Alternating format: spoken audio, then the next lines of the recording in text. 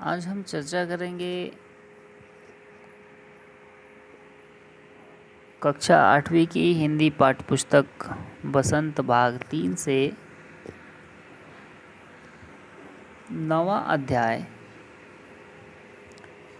शीर्षक है कबीर की साखियाँ।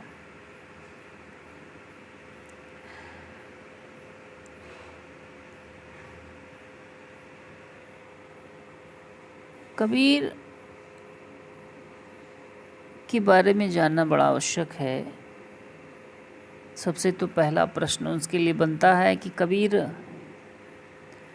संत थे, भक्त थे या समाज सुधारक थे।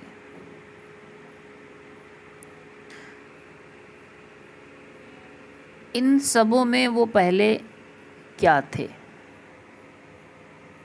इन पे चर्चा करेंगे। इनकी जीवन से संबंधित जो कुछ बातें हैं उन पे हम एक नज़र डालते हैं।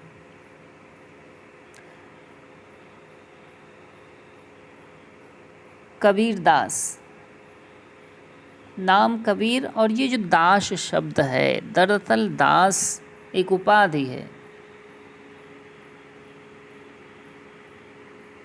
ये एक प्रथा होती थी पहले, दास प्रथा। किसी के घर पर, किसी के राज्य में गुलामी करना, उसकी सेवा करना, उसकी चाकरी करना, दरअसल दास शब्द का यही भाव है। और यहाँ कबीर के नाम के साथ अगर दास लगा है तो जाहिर सी बात है कबीर भी चाकरी कर रहे हैं। अब फ़र्क इतना ही है कि चाकरी भी दो प्रकार की है, चाकर भी अर्थात नौकर भी दो प्रकार के हैं। तो एक जो धन की लोभ में, सत्ता पाने की लोलुपता में किसी धनी व्यक्ति के यहाँ, किसी राजा के यहाँ नौकरी करता है, चाकरी करता है, तो वह दास है। लेकिन वही जब कोई व्यक्ति सच्चे हृदय से, निश्चल भाव से, एक निष्ठता से जब किसी को अपना मान लेता है, स्वयं का तन मन धन सब कुछ समर्पण कर देता है और उसकी भक्ति करता है, तो वह भी एक दास है। कबीर जो उसमें भक्ति है, उसमें जो समर्पण है समाज के लोगों के प्रति, दरअसल यही भक्ति उसे इस दास की उपाधि प्रदान करता है।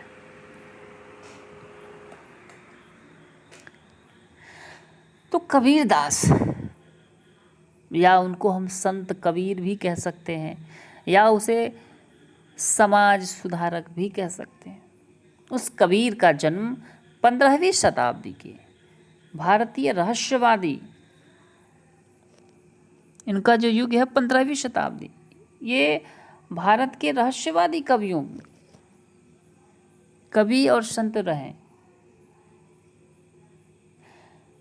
वे हिंदी साहित्य के भक्तिकालीन युग में, जब भक्ति युग चल रहा था, भक्ति काल जब चल रहा था, भक्ति काल का जब उदय हुआ था, तो उस समय भक्ति की कई शाखाएं हो गई। भक्ति दो प्रकार से बटी। पहले एक तो सगुन, शगुन का अर्थात जिसमें गुण हो, गुण अर्थात रंग, रूप, आकार, प्रकार, वेशभूषा, जन्म, मृत्यु, इस सब से जो बंधा है दरअसल वो सगुन है। और दूसरा जो था वो निर्गुण। निर्गुण का मतलब होता है निराकार, जिसका कोई आकार नहीं, जिसका कोई प्रकार नहीं, जिसका कोई रंग नहीं, रूप नहीं, जिसका जन्म नहीं, मृत्यु नहीं, केवल अलौकिक एक सत्ता जिसको हम केवल अनुभव कर सकते हैं। तो ये भक्ति के दो खेमे, सगुण और निर्गुण। सगुण भक्ति परंपरा में भी बंटवारा हुआ, उसमें भी रंग रूप को पूजने वाले थे, लेकिन अलग अलग। एक ने धनुष्यबाण धारण करने वाले श्री राम की उपासना की, उसे राम भक्ति शाखा कहा गया। और एक दूसरे जो चक्रधर की पूजा करते हैं, पीताम्बर की पूजा करते हैं, गिरधर की पूजा करते हैं, उसे कृष्ण भक्ति शाखा कहा गया। अब निर्गुण में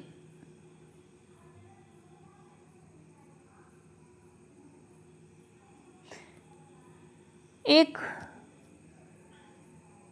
ज्ञानाश्रयी शाखा हुआ और दूसरा हुआ प्रेमाश्रयी। ज्ञानाश्रयी अर्थात यहाँ योग हठ के जरिए ईश्वर की प्राप्ति, भक्ति की प्राप्ति होती है। समाज को नई और उचित दिशा में ले जाने का कर्तव्य होता है। तो इस विचारधारा को, भक्ति के इस क्षेत्र को निर्गुण भक्ति शाखा कहा गया। निर्गुण में भी ज्ञान आश्रयी भक्ति शाखा कहा गया। और उसके जो प्रवर्तक हैं, जो पहले संत हैं, या यूँ कह सकते हैं कि उनको जो जन्म देने वाला है वह है संत कबीर।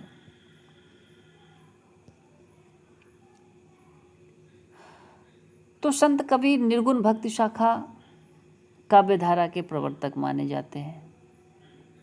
इनकी रचनाओं ने हिंदी प्रदेश के भक्ति आंदोलन को गहरे स्तर पर प्रभावित किया। उनकी वाणी सिखों के जो ग्रंथ हैं उन आदि ग्रंथों में मिलती है। संत कबीर का जन्म विक्रम संवत 1455 अर्थात सन 1398 ईस्वी, राज्य उत्तर प्रदेश,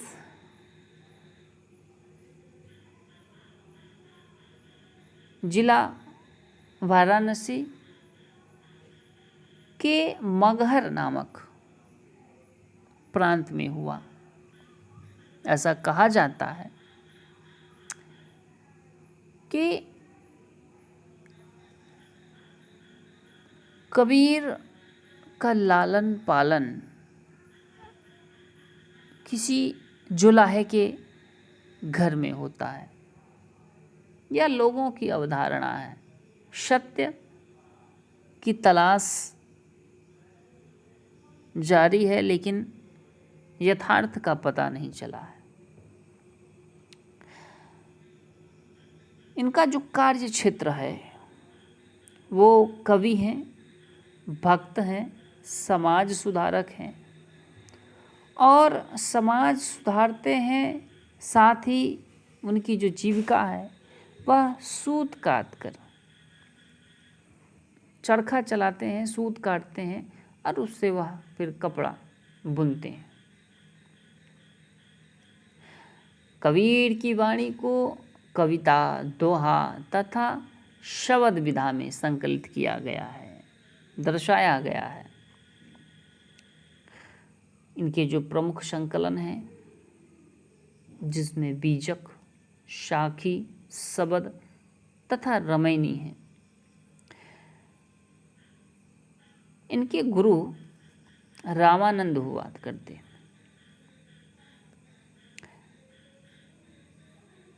लेकिन यह आवश्यक नहीं है कि गुरु का पूरा प्रभाव उसके शिष्य पर हो।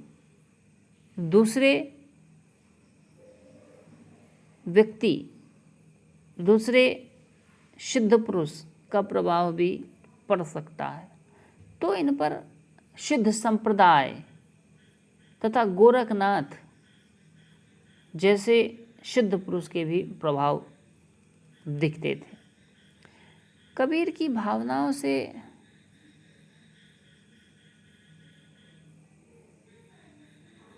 जो प्रभावित तथा उनकी विचारधाराओं को अपनाने वाले में दादू दयाल, गुरु नानक, पीपा और हिंदी साहित्य के महान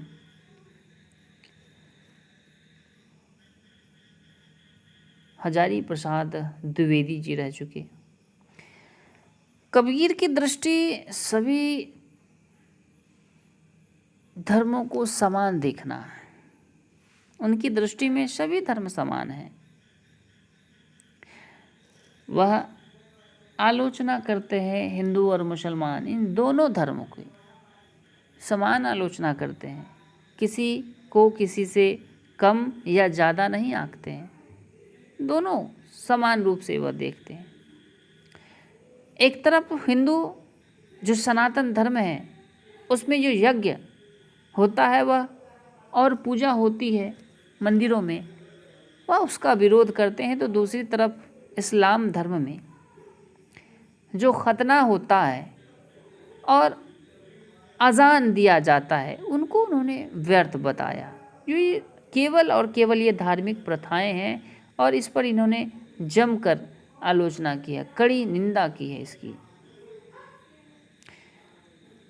कबीर के जन्म से संबंध में कोई साक्ष्य प्रमाण तो नहीं मिलता है, लेकिन ऐसा कहा जाता है कि नीरू और नीमा जो जाति से जुलाहा थे,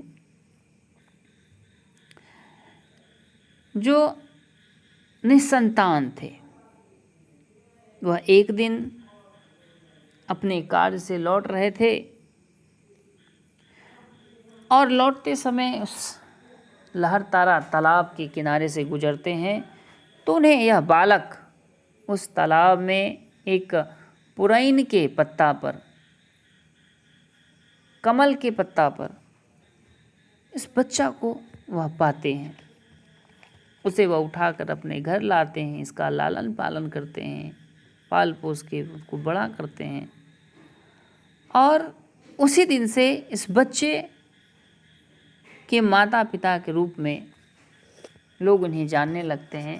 तब से कबीर को जुलाहा कहा जाता है और बड़ा होकर यही बच्चा समाज सुधारक, संत कबीर के रूप में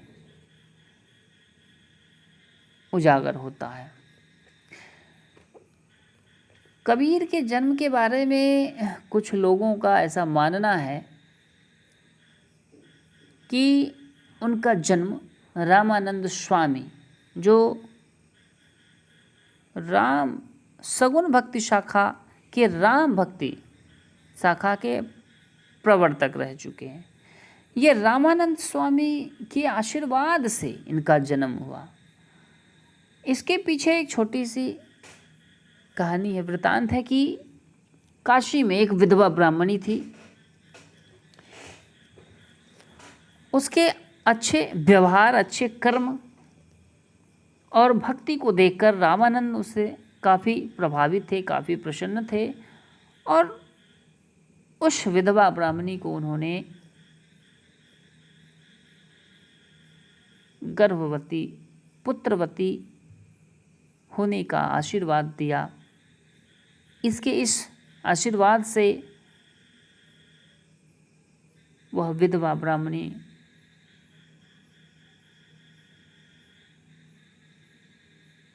इस बच्चे को जन्म देती है और इस चीज़ का ज्ञान नहीं होता है रामानंद को कि वह विधवा है, और तब जाके कबीर रूपी इस बच्चे का जन्म होता है। इस ब्राह्मणी जब उस नवजात शिशु को जन्म देती है तो वह लोक लज्जा से बचने के लिए गांव की उसी लहरतारा तालाब में फेंक आती है। जबकि कबीर पंथियों की मान्यता है, उनके संप्रदाय के जो लोग हैं उनका यह कहना है कि कबीर का जन्म काशी के लहरतारा तालाब में उत्पन्न जो कमल के फूल हैं, जो सुंदर पुष्प हैं, उसके ऊपर स्वतः ही बालक के रूप में हुआ। तो कुछ लोगों का मानना है कि उनका जन्म एक मुसलमान परिवार में हुआ, लेकिन युवावस्था में रामानंद के प्रभाव से उसका धर्म परिवर्तित कर दिया गया, उसे हिंदू बना दिया गया। तो कबीर के जन्म को लेकर भी विद्वानों में बहुत अधिक मतभेद रहा है। कोई स्पष्ट नहीं हो पाता है कि दरअसल सत्य क्या है, लेकिन उसमें भी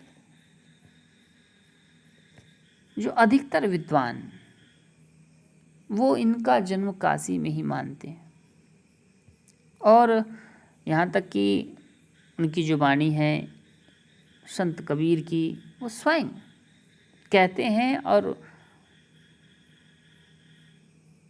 इस बात का जिक्र उनकी जो रचनाएं उनकी, चूँकि उन्होंने तो कभी पुस्तक को हाथ नहीं लगाया, कभी लिखा नहीं, तो जितने भी है संकलन उनके द्वारा बोला जाता था और उनके जो शिष्य होते थे, उनके जो अनुयायी होते थे, वह उनको लिखते थे। तो उन्होंने, संत कबीर ने स्वयं कहा है कि वे काशी में पैदा हुए। उनकी यह एक पंक्ति है जो दर्शाती है, काशी में प्रकट भये रामानंद चेताए। ये कहते हैं कि हमारा जन्म काशी में हुआ। दरअसल इस चीज़ का ज्ञान हमें रामानंद जो हमारे गुरु हैं उन्होंने ही बताया।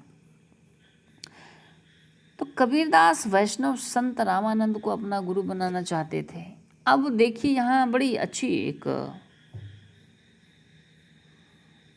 बात है कि उस समय प्रत्येक व्यक्ति जो शिक्षा ग्रहण करता था तो विद्यालय नहीं जाता था, बल्कि गुरुकुल जाता था। और गुरुकुल में एक शिक्षक जो सबको शिक्षा और दीक्षा देते थे, तो सबसे पहले अगर वह शिक्षक उस बच्चे को अपना शिष्य बना ले तभी जाकर वह शिक्षित हो पाता था, अन्यथा वह शिक्षित नहीं होता था। तो ये परंपरा सी चली आ रही थी। क्योंकि रामानंद वैष्णव थे और कबीर का लालन पालन जुलाहों के घर में हुआ था, इसीलिए वह उसको जातिगत भेदभाव के कारण अपना शिष्य बनाने से मुकर रहे थे, मना कर रहे थे। कबीर ने विचार किया क्यों ना कुछ उपाय किया जाए। उनको पता था कि प्रत्येक दिन ब्राह्मणी भोर के समय 4 बजे, 3 बजे से 4 बजे तक का जो समय होता है वो ब्राह्मणी भोर है। उस समय प्रत्येक दिन प्रातः काल संत रामानंद काशी के घाट पर स्नान करने जाते हैं। तो कबीर ने यह विचारा कि क्यों नहीं उसी घाट पर हम लेट जाएं, ताकि उनके पैर के स्पर्श से हमारा शरीर भी पवित्र हो जाए और उनसे कुछ गुरु मंत्र भी मिल जाए। ठीक उन्होंने वैसा ही किया। अंधेरा होने के कारण रामानंद को दिखाई नहीं पड़ता है और उनके जो खड़ाव है उन खड़ावों से कबीर जब लेटा रहता है तो उसको चोट लगती है, उसके शरीर पे खड़ाव पड़ता है, वह चीख उठता है।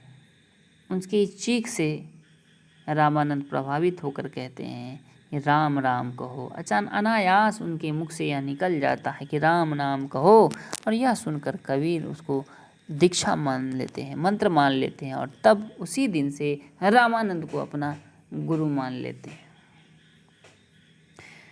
लोगों के अनुसार कबीर शादीशुदा थे। उनके 2 संतान, एक पुत्र और दूसरी पुत्री। पुत्र कमाल और पुत्री कमाली थी। इन लोगों के जीविकोपार्जन के लिए कबीर जुलाहे का काम करते थे, वही सूत काटना, कपड़े बुनना। ये दरअसल जुलाहों का काम हुआ करता था। पहले कार्य भी वर्गों के हिसाब से होता था। कबीर का मानना था कि व्यक्ति को उनके कर्मों के अनुसार फल मिलता है, न कि जाति व स्थान विशेष के कारण। और अपनी इन्हीं मान्यता को सिद्ध करने के लिए वे अंतिम समय में, जीवन के अंतिम काल में काशी के मगहर चले जाते हैं, क्योंकि लोगों का ऐसा मानना था, कहते थे कि काशी में मरने पर लोगों को स्वर्ग मिलता है और मगहर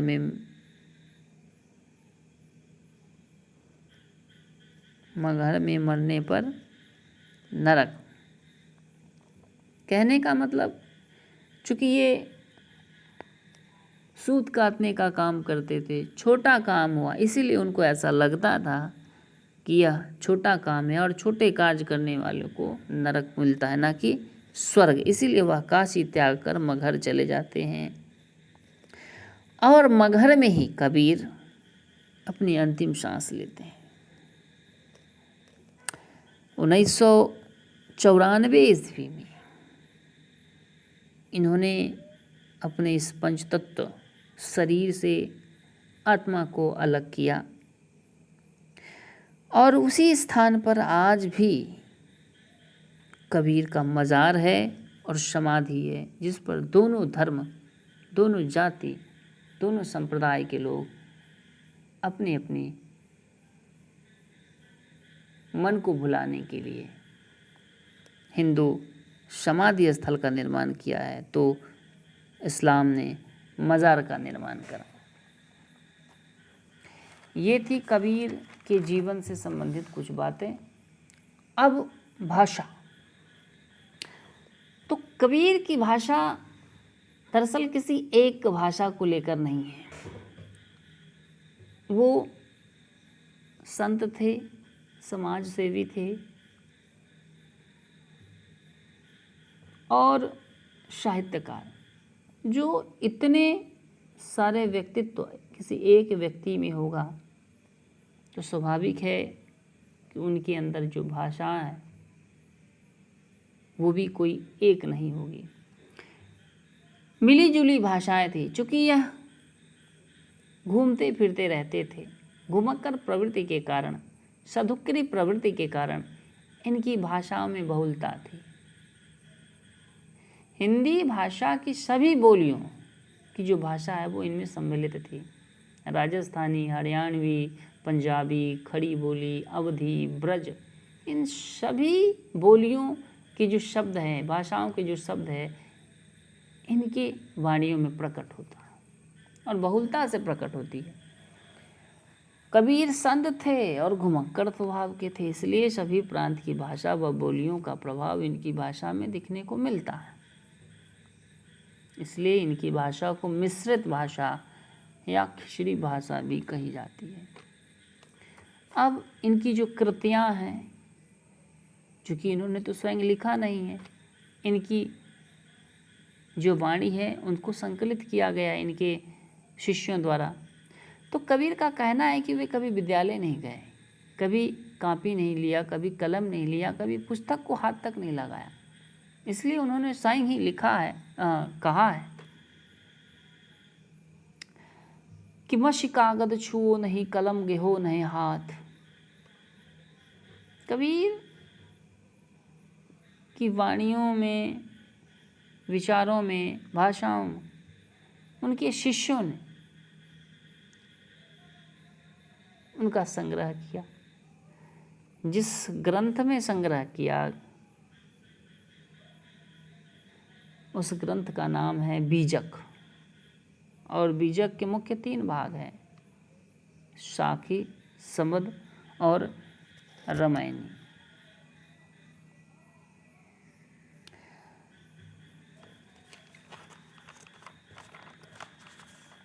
चर्चा करते हम पद पे। पहला जो पद है कि जाति न पूछो साधु की, पूछ लीजिए ज्ञान, मोल करो तलवार का, पड़ा रहन दो म्यान। ये जाति शब्द का जो उच्चारण है, दरअसल ये जाति क्या है? मनुष्य के पोशाक, रहन सहन, भोजन, संस्कृति की दृष्टिकोण से उसे हम मनुष्यों ने ही एक अलग समुदाय में बांटा है, अलग एक पहचान दी है। कोई हिंदू है, कोई मुसलमान है, कोई सिख है, कोई जान, और इसमें भी एक उपजाति है। कौन ब्राह्मण है, कौन शूद्र है, कौन वैश्य है, कौन क्षत्रिय है। दरअसल इस जाति की बात कर रही है। तो कह रहे हैं कि जाति न पूछो साधु की, पूछ लीजिए ज्ञान।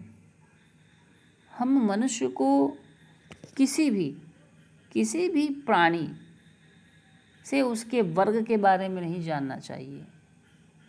किसी भी मनुष्य से उसकी जाति, धर्म, संप्रदाय, रंग, रूप के द्वारा हमें उसके स्वभाव को नहीं आंकना चाहिए, बल्कि उसके अंदर जो ज्ञान है, निहित जो ज्ञान है, जो विद्या है, जो संभाव की भावना है, उसको हमें ध्यान देना चाहिए, उसी से उसका मोल करना चाहिए, न कि उसके पोशाक से। यह आवश्यक नहीं है कि जो व्यक्ति साफ सुथरा कपड़ा पहनता है वह दूषित नहीं होगा। अगर साफ सुथरा कपड़ा पहनने से व्यक्ति वास्तव में साफ होता है तो सबसे साफ पोशाक धारण करने वाले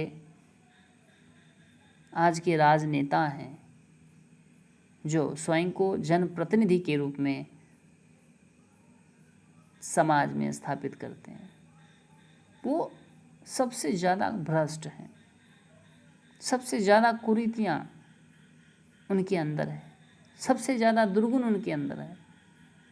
शायद इसलिए वह अपने इस शरीर को, इस दुर्गुण को, इस बुराइयों को ढकने के लिए सफ़ेद पोशाक, सफ़ेद चोला धारण करते हैं। तो इसलिए हमें व्यक्ति के रंग, रूप, वेशभूषा, जाति, धर्म से नहीं बल्कि उसके कर्मों से पहचानना चाहिए। जिस प्रकार दूसरी पंक्ति में है कि मोल करो तलवार का, पड़ा रहन दो म्यान।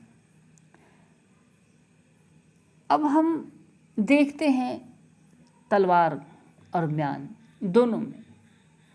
तो दरअसल काम लेना है हमें तलवार से, चाहे वह किसी रक्षा के लिए उठे या किसी के संहार के लिए उठे। तो हमें तलवार की उपयोगिता पर ध्यान देना है, उसकी महत्ता क्या है वो ध्यान देना है, न कि वह उसका खोल, जो मयान जिसमें रखा जाता है, उस पर कि वह कितना सुंदर है। इसीलिए व्यक्ति के रंग, रूप, आकार, प्रकार पर नहीं बल्कि उसके आंतरिक जो गुण है, आंतरिक जो भाव है, उसको देखना चाहिए। दूसरा जो पद है, कबीर कहते हैं आवत गारी एक है, उल्टा तो हो अनेक। कोई व्यक्ति अगर आप के प्रति उसके मन में आक्रोश है, किसी व्यक्ति के मन में आपके प्रति आक्रोश है, अगर वह आपको अपशब्द कहता है, गाली देता है, तो आप उसको सुनकर रह जाइए, सहन कीजिए।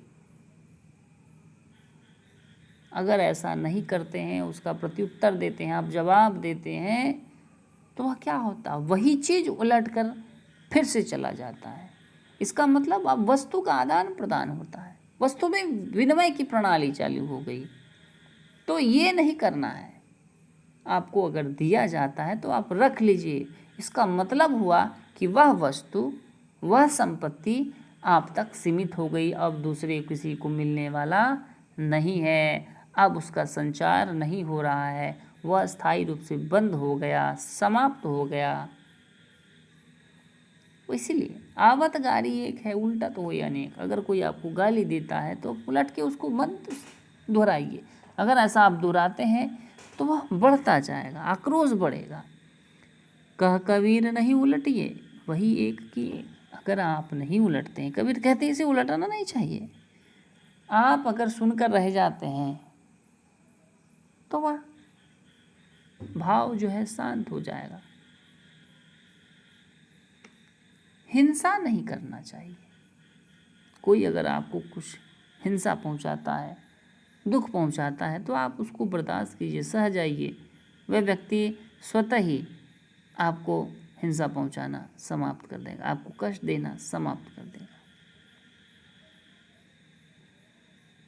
अगर आप भी उसके प्रत्युत्तर में उसे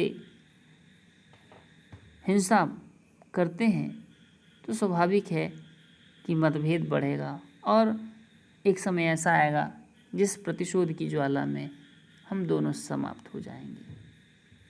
इससे बचने के लिए हमें सहन करने की क्षमता होनी चाहिए। तीसरा जो पद है उसमें यह दर्शाया गया है, कहते हैं कि माला तो कर में फिरे, जिभ फूरे मुख माही, मनवा तो दहुदिश फिरे, यह तो सुमरन नाई। दरअसल ये संसार जो है ये दिखावा का संसार है। समाज में जो गतिविधियाँ चलती है, जो कुरीतियाँ हैं, बाह्य आडंबर है, एक दिखावा मात्र है, सच्चाई कुछ नहीं है। कबीर भी कहते हैं कि माला तो कर में फिरे, जिभ फिरे मुख माही। आप जो भक्ति करने के लिए जाते हैं, मंदिर में जो पूजा करने के लिए जाते हैं, या फिर माला का जो जाप करते हैं, उस माला का जाप करते समय भले ही उस माला में जो एक एक मोती है आप उसको हाथ से, उंगलियों से फेर रहे हैं, कर में फिरे, वो जो माला है आपके हाथ में फिर रहा है, और स्मरण आप कहाँ कर रहे हैं, तो मुख में कर रहे हैं। जीव जो है आपका वो मुख में फिर रहा है, चारों तरफ घूम रहा है। तो इस माला का और जीव का कहीं से भी एक तालमेल नहीं बैठता है। दूसरी बात, मनवा तो दहुदिश फिरे, यह तो सुमरन नाई। ये तो हाथ और जीव का कहीं से भी तालमेल नहीं है। और दूसरा ये कि इन दोनों के अलावा जो आपका मन है, आपका जो चित्त है, आपका जो हृदय है, वो इस दोनों को त्याग कर कहीं और दूसरे चीज़ में मगन है, दूसरे विचार को ग्रहण कर रहा है, दूसरे दृश्य को वह देख रहा है। किसी की संपत्ति को कैसा हड़पना है, कहीं चोरी कैसे करना है, किस प्रकार से ज़्यादा धन हम अर्जित कर सकते हैं, किसका हम किस रूप में अहित कर सकते हैं। ये सब जो बातें हमारे मन में चलती रहती है, हमारा मन जब भ्रमण करने लगता है, तो दरअसल यह पूजा नहीं होता, यह भक्ति नहीं होती, यह केवल और केवल एक ढकोसला होता है। यह तो सुमरन नाई। इस प्रकार से सुमरन नहीं होती, इस प्रकार से भक्ति नहीं होती, इस प्रकार से कार्य हमारा सफल नहीं होता है। इसीलिए भक्ति करते समय या किसी भी कार्य को करते समय चित्त अर्थात हमारा जो मन है, हमारा जो ध्यान है, वो एकाग्र होना चाहिए, तभी जाकर वह कार्य सफल होता है।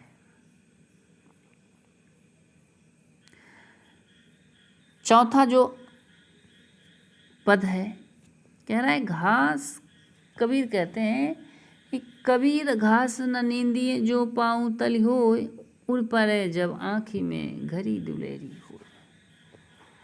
कभी भी, कबीर ने कहा, कभी भी किसी प्राणी को किसी वस्तु को कमज़ोर नहीं समझना चाहिए और स्वयं की शक्ति के ऊपर कभी घमंड नहीं करना चाहिए, अहंकार नहीं रहना चाहिए।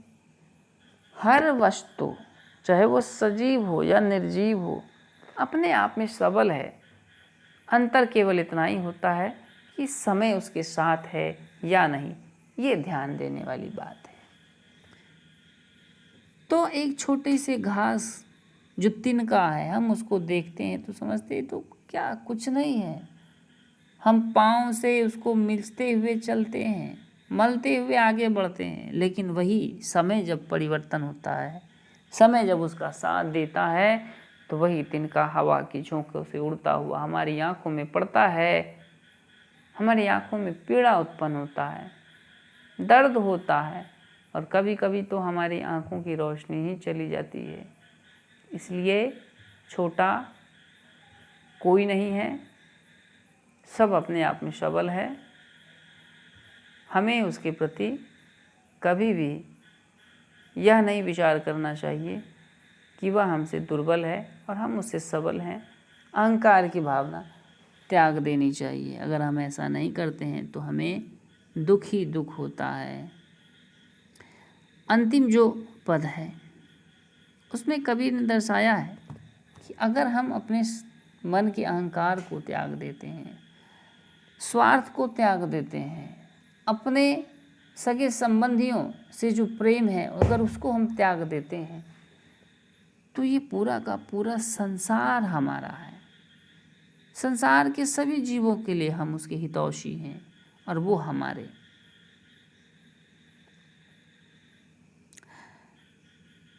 जग में बैरी कोई नहीं जो मन शीतल होई। संसार में आपका शत्रु कोई नहीं है। कब, कैसे पता चलेगा? पता चलेगा जब आपका मन, जब आपका हृदय बिल्कुल निश्चल होगा, निष्कपट होगा। आप जब सबके लिए अच्छा सोचते हैं, किसी भी जीव के प्रति आपके मन में गलत अवधारणाएं नहीं होंगी, गलत विचार नहीं होंगी, आप उसके भले के लिए, उसके उत्थान के लिए आप सोचते हैं, चिंतन मनन करते हैं, तब आपको लगेगा कि नहीं, इस संसार में हमारा शत्रु कोई नहीं है। क्या? या आपा को डारी दे दया करे सब कोई। जिस दिन आप अपने मन के अंदर का जो अहंकार है, घमंड है, आप अपने को जो सब कुछ समझते हैं, जिस दिन आप उस चीज़ को त्याग दीजिएगा, उसी दिन संसार की सभी प्राणी आपसे प्रेम करने लगेंगे, आप पर दया करेंगे। आप संसार के और संसार आपका हो जाएगा। इसी कबीर के इसी दोहे से संदर्भित एक पंक्ति है मिर्ज़ा गालिब की। कहते हैं,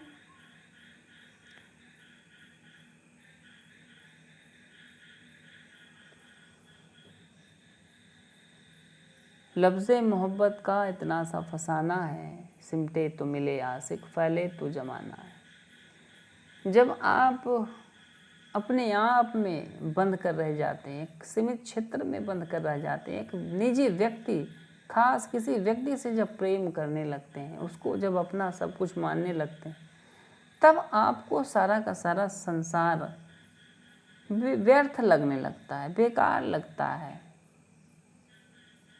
लेकिन दूसरी पंक्ति में कहते हैं, सिमटे तो मिले आशिक। अगर हम किसी एक के प्रति भावना रखते हैं तो ये संसार व्यर्थ है, फैले तो जमाना है। और वही अगर हम अपने इस बंधन को छोड़ देते हैं, संसार के सभी जीवों के प्रति हमारे मन में जब प्रेम उत्पन्न होता है, सबके लिए हम जब अच्छे विचार लाते हैं, अच्छा सोचते हैं, अच्छा करते हैं, तो ये सारा का सारा संसार हमारा प्रेमी हो जाता। हम उस संसार के प्रेमी हो जाते हैं, हम उसके चहेते हो जाते हैं। फैले तो जमाना है, और जब हम अपनी दृष्टि को फैलाते हैं तो पूरा का पूरा जो संसार ही हमारे लिए हो जाता है, सारा संसार ही हमारा प्रेमी हो जाता है और हम इस संसार के लिए इसीलिए हमें अपने अंदर के अहंकार को त्यागना चाहिए, तभी यह संसार के सभी प्राणी हमसे जुड़ सकते हैं और हमें अपना मानेंगे, जो एक सुख का अनुभव कराता है।